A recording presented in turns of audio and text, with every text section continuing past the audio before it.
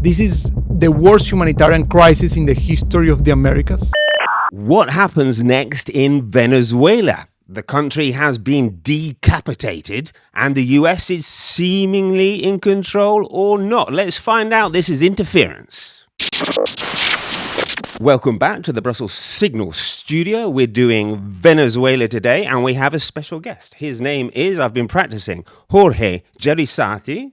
Perfect. Welcome to the studio, Mr. Jraissati. And as always, we have Alex Phillips, the one and only Alex Phillips, live from the UK. Hi, Alex. Good morning. Good morning. Okay.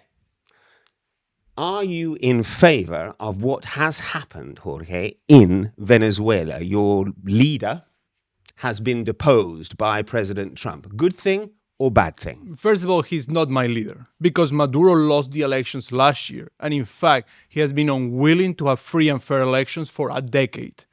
So that's why not only I am in favor, but most Venezuelans that you speak to, if you go outside in Brussels and you see Venezuelans, all of them will be in favor. Why? Because Maduro for a decade has been destroying our country, economically, politically, socially. When it comes to economics, we lost 70% of our GDP. This is the worst humanitarian crisis in the history of the region. We haven't had any war, and this guy put all of our people in poverty. 80% of people are in poverty, 50% in extreme poverty. When it comes to politics, the same thing. He destroyed institutions. So that's why I am in favor. Of course, Maduro is not alone. You really need to rebuild the country. So I am in favor if the decisions are taken, the good decisions are taken in the future. Now, I should point out that you are specialized in economics and you have watched the collapse of the Venezuelan economy. You are president of the Economic Inclusion Group. So explain just briefly what your job entails. Yes, in my think tank, we try to analyze and make proposals on key economic issues. So one of them in Venezuela, but also in Europe and in the US. So what we do is that we specialize on financial issues. So, for example, the use of crypto assets to send money to places like Venezuela. So we specialize on that. On the issue of people losing their bank accounts, not only in Venezuela, but in Europe. Many humanitarian organizations don't have bank accounts. Many nonprofits, the same thing. And in Venezuela specifically, we have a unit focused on analyzing and understanding how we can rebuild the country. Because Venezuela is a country that lost everything. We lost all oil sector, which is the most profitable sector, but also mining, the private sector in general, the trade sector. So we are trying to analyze how to rebuild in these conditions in which the economies collapse and also the country is taken by criminal groups, which is a very complex situation. And obviously, the big question is what happens now? I mean, do you think the US has a plan? President Trump says he's in control. The vice president has sort of taken control. I mean, could it get worse? Of course, could it get worse? But at the same time, I think the US has a plan. Okay. I think Marco Rubio has a plan. Donald Trump has a plan. And it will not be easy. It will not be easy because of the situation in Venezuela. But the situation was already extremely bad. And we have tried other ways to changing the government in Venezuela. For a decade, we have tried peaceful protests. We have tried elections, despite being fake elections, we have tried to run. And we have tried diplomatic pressure. We have tried sanctions. And in none of these conditions were useful for us. So let's see. A lot has to be done. But I think they have a plan. Alex, what do you think? Is there a plan? I don't know if there is a plan. Let's hope there is a plan, because otherwise there is a big vacuum to fill.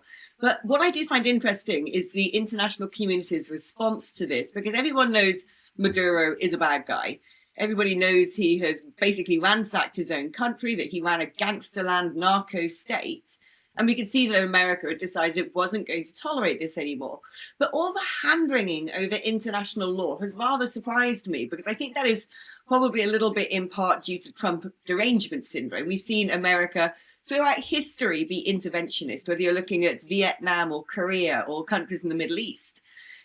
Even recently, there was America decided to go and bomb ISIS sites in northern Nigeria. But for some reason, the Maduro question is being pushed as, well, should he have actually gone in, taken the leader? It is not dissimilar to things that America has done in the past. And I think that everyone can recognize that Maduro was a bad guy.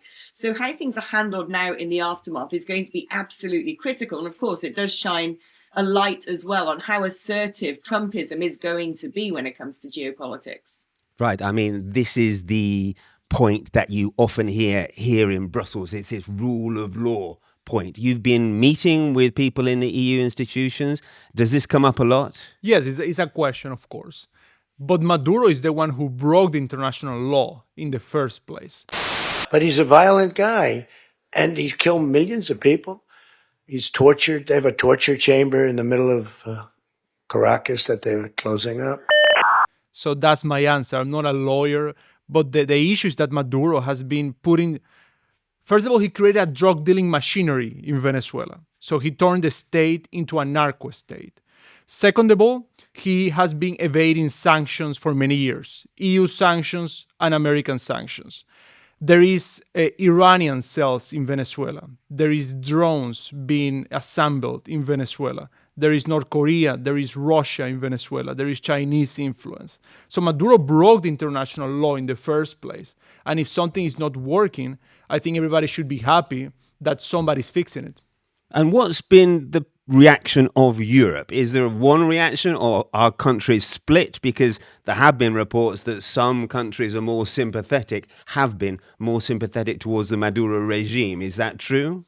Yeah, the answer of Europe has been hesitant. The answer has been to analyze the situation or to monitor the situation.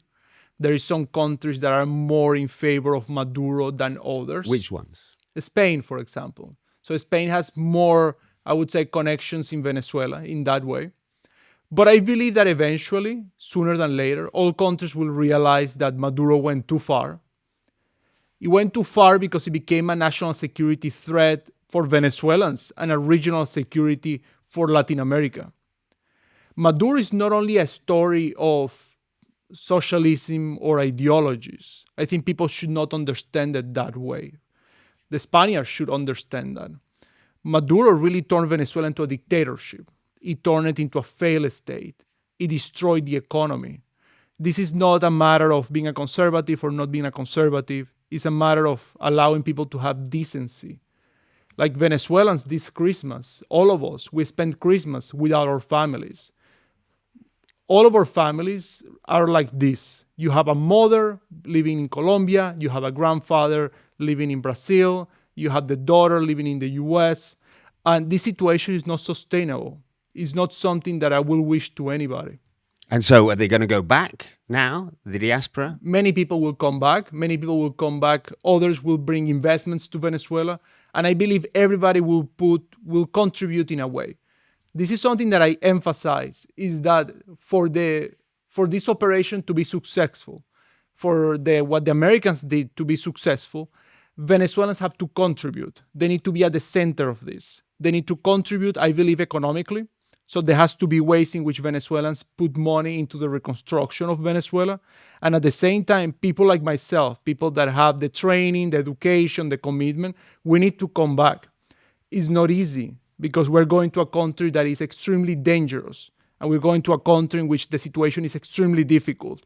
But I believe that if we don't come back, then all this will not be successful. So I really believe that many people will come back, but we need to also guarantee their security on the ground. Alex, did you hear what Jorge said? The EU is monitoring the situation. We've heard that before. Yeah, how very Brussels is that? They're always monitoring situations. I mean, this is the thing. While Europe seems to hand-wring over international law, all of its adversaries don't care.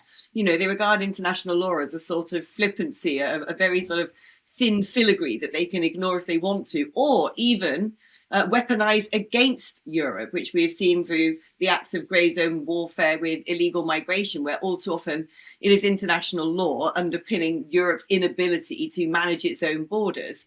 And so I think, you know, when you hear about Steve Miller, Trump's foreign advisor, talking about being pragmatic, living in the real world, and that power actually ends up speaking louder than international law and being, the sort of rules-based order, you have to agree with him. I mean, look, we can all idealize a rules-based order. I'm not saying it should be scrapped. I think it is necessary. But even if America had broken or stretched international law, with going and lifting the leader of Venezuela out from his own country, what will happen? Well, there will be some sort of vote at the UN Security Council level, and America, as one of the 7 permanent members, can just veto it. So, it almost becomes a nonsense when Europe starts saying, well, we don't have an answer. We better look inside textbooks. We better hope that, what we should say or feel about this situation is somehow divinely interpreted from a set of old treaties. Europe is always unable, frankly speaking, to act assertively because it does have interests pulling in different directions, which of course now, and I'm sure we're not going to speak about this today, but a big topic coming up is of course Greenland. At least on that issue, Europe has been far more resolute. But like I said, how now America manages Venezuela in the aftermath is critical in this situation. In other previous interventionist foreign policy strategies, America's gone in, it's pulled out a leader. Let's look at places like Libya, for example. But in the wake of that, it's created even greater mess. With Afghanistan, the interventionism, they had to have troops on the ground as a bung for about 2 decades. And the minute that was lifted, it fell back into the hands of the Taliban. What's interesting is that Trump has simply removed Maduro. He hasn't taken the government and put it in the hands of the opposition. And he said, well, because actually, I don't think she has enough popular support. So he sort of made his first move, saying, we're taking the head honcho. He was a bad guy. We're not going to put up with his antics anymore, which is put pressure on the remaining cabinet. And let's see if they can shape up to do what America wants it to do, which one supposes is democratize, start selling its oil fairly, hand some of those resources to America. But it is, of course, now how things are managed in the aftermath. If we look at Venezuela in a year's time, and it's beginning to look more like a functioning state, then what Trump will have done will have been brilliant, But if there's any room for any criticism of America messing this up because it's Donald Trump, the critique is going to be very robust. Alex's point, I think, is valid in that it's very easy, isn't it, to topple a government. Well, it's not easy, but it can be done. But rebuilding a country or re-establishing democracy, now that's not easy, right? That's point number 1. And point number 2, is this all about oil? Alex is, by the way, Alex is completely right when it comes that these regimes, they don't respect international law. And then we need to respect it. That doesn't make any sense. And this is why they're doing much transnational repression inside Europe, these regimes. And they don't respect our sovereignty, and we need to respect theirs. That doesn't make any sense. When it comes to your questions, the first one, rebuilding a country like Venezuela has a series of complexities that we cannot underestimate. And we need to learn from previous failures and experience on rebuilding this type of failed states. I believe that that's why the security aspect has to be really emphasized. Because without security on the ground, you don't have economic development, you don't have political development, you cannot have free and fair elections. You really need to have security to protect the people in an eventual transitional government, but also the people that will go to the oil fields, the investors that will put money on the ground, the people that will be in charge of rebuilding the state. So I really think that the security aspect has to be emphasized, also considering that you have, again, the Iranians, the Cubans, the Russians inside Venezuela. When it comes to oil, I really do not believe that this is really about oil.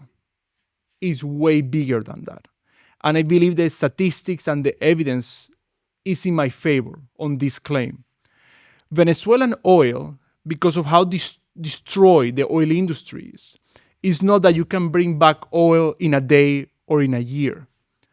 Venezuela lost 70% of the oil output it has had. It used to produce 3.5 million barrels. It is now producing 1 million barrels per day of oil. To rebuild that production, it will take a decade. So it's not something that you can do in a day. All the technicians that we speak with, they tell us this. We need $60 billion to rebuild that output, and we need a decade. Because for 3 decades, Venezuela has not been investing. It's in operations, in its machinery. So the amount of oil that Venezuela can really provide the US right now is marginal. Is something there. Venezuela, of course, can become a huge producer of oil, but it's not something that they can have right away. I really believe that this has more to do to national security and geopolitics. The US, and especially with Trump, have been emphatic about the Monroe Doctrine, about bringing back the fact that the US should not allow adversaries to be in the region. The Monroe Doctrine, which, by the way, began with a Venezuelan case 100 years ago, is now being again announced with Venezuela. The fact that China, Iran, Russia have colonized Venezuela. So when people talk about foreign interference, we have been colonized for the past decade in Venezuela. When the Americans did this operation against Maduro, some soldiers were killed in Venezuela. But they're Cubans. They're not even Venezuelans. I didn't know that, no. Yes, they're Cubans. Because the people that were protecting Maduro were actually Cubans. He didn't even believe on Venezuelans for his own protection. So I really believe that this is a national security issue. This is, in some sense, a drug issue, but it's a deeply geopolitical issue. Now, you mentioned that the Chinese and the Russians are already in Venezuela. To what extent have they infiltrated the country? By a lot. I will give you examples. When it comes to the Iranians, they are the ones running the show to a bigger extent in the oil sector, because they are the ones who provide the intelligence and the logistics to Maduro to do sanctions evasion in the energy sector, because they had this know-how from many years.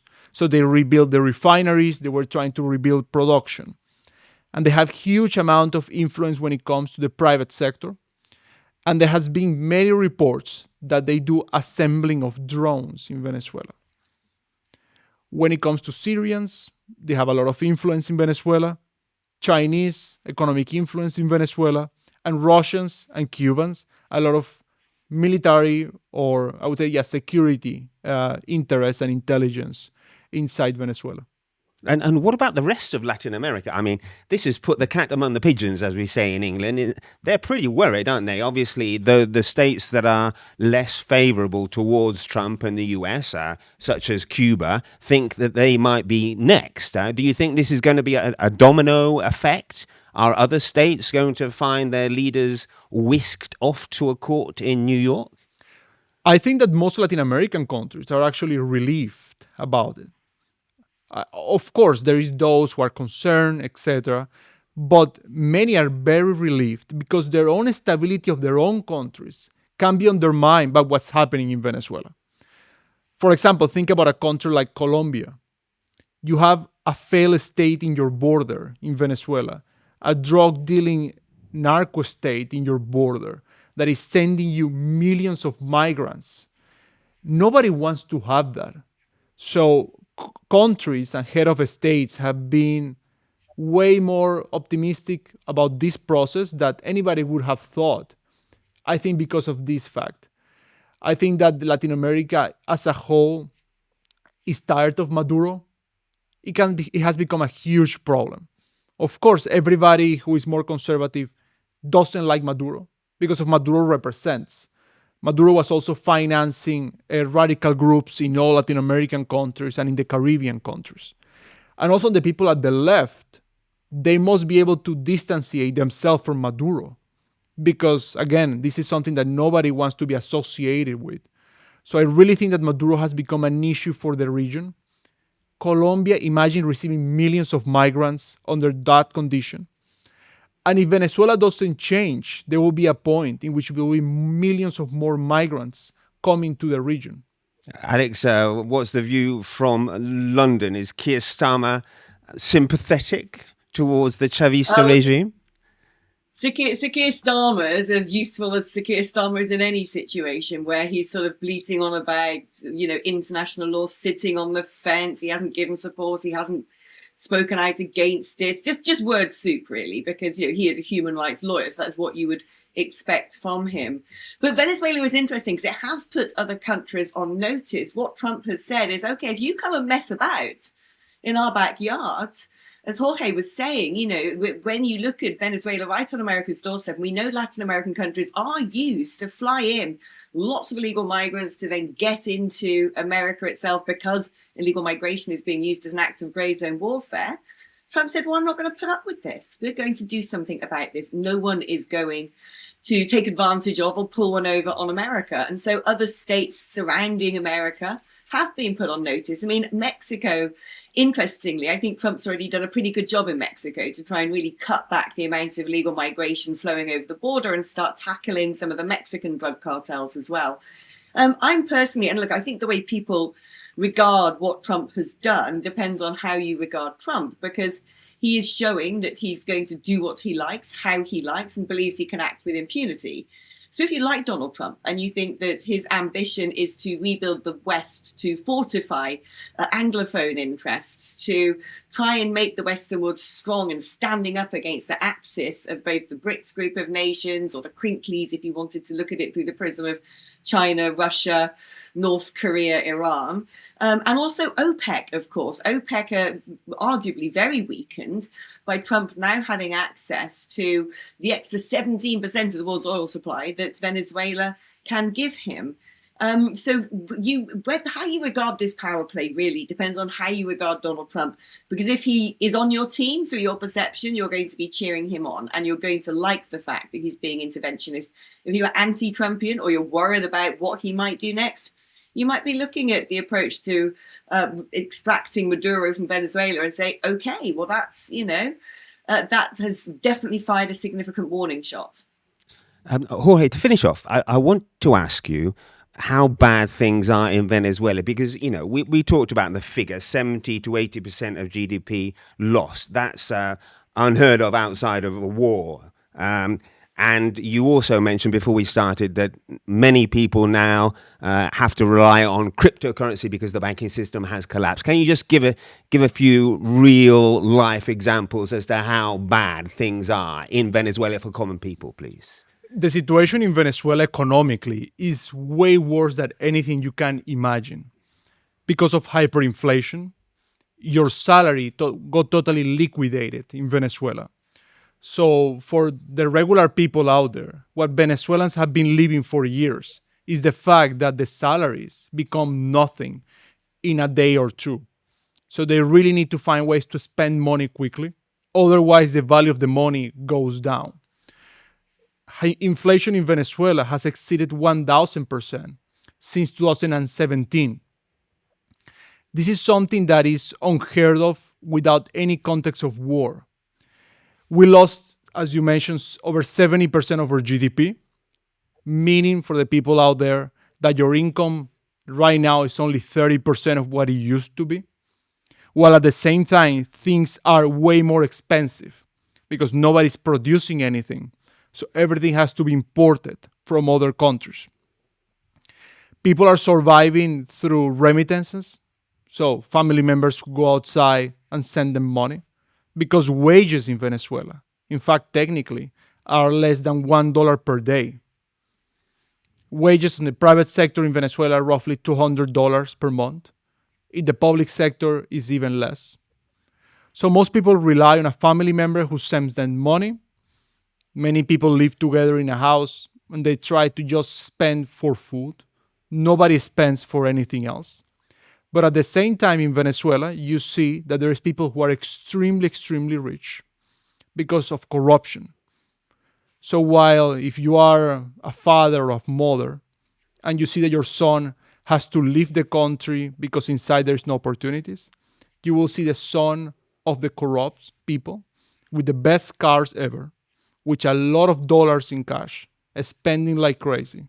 So it's a deeply unfair, not just situation.